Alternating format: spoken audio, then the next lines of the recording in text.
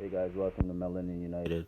On this episode, we're going to talk about MONUSCO being in Congo, which is the UN security forces being in Congo and not leaving. I've been meaning to do this video for a while now. I just haven't got to it, and I'm gonna talk more about this in the future.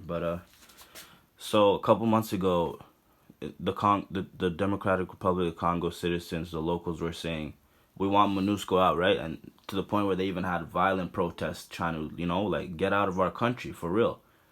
And MONUSCO's been there again. MONUSCO's the UN, so the UN has been there for 22 years now, and no, the situation has not gotten better at all. It's actually gotten worse. It keeps getting worse and worse, to be honest with you. And so they had their violent protests telling MONUSCO to go, to the point that even MONUSCO killed 3 to 5 citizens in the Congo. Like, that's crimes against humanity right there, right? So like, they're telling them to go, and MONUSCO still doesn't want to go. The UN has statements like, oh, it's tragic what happened in the Congo for the citizens to die, but they still don't want to leave. And that's what I'm saying. The Europeans are still interfering. They still have a lot more to steal from the Congo, and they literally have jets flying in the Congo like every time, just scooping down and stealing resources, just like that. No consequences, nothing. And so they're telling them to leave, but they don't want to leave. We say leave, they don't want to leave. And where's our sovereignty? We have no sovereignty if we can't tell people to leave.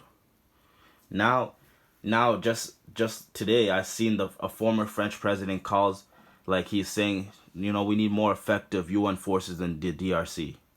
Even though they don't want you to be there, you're forcing yourself there. We need more effective UN forces to be in the DRC, because the French are the ones that lead the peacekeeping missions, right? That's what you gotta realize.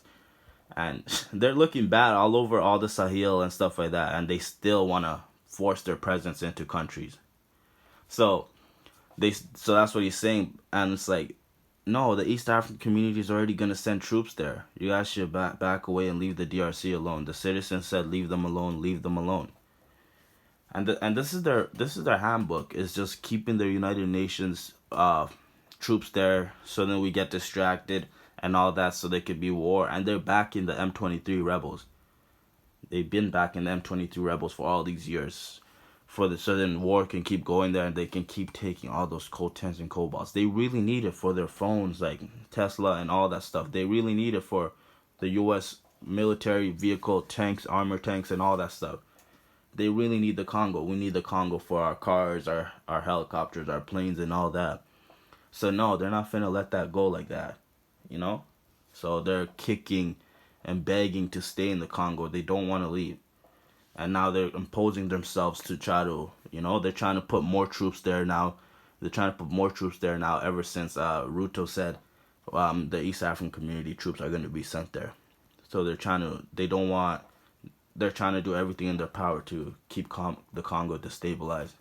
And it's not going to work. We're literally, like, we're breaking through. A lot of our people are realizing who these people are. You know what I mean? And it's a rapid waking. We just need that to keep going, and everything will be much better, So the citizens of Congo, please continue to fight the UN. Do not let them stay in your country. No foreign interference between, I'm talking about, like, the Europeans. Don't let any people that they sponsor stay there. The UN, humanitarian crisis groups, anything like that. No, that's just all a plot to steal the coltan, cobalt, gold, everything. So, yeah, I'll be talking about this more in the future when more information comes out. Thanks, guys. Like, comment, subscribe.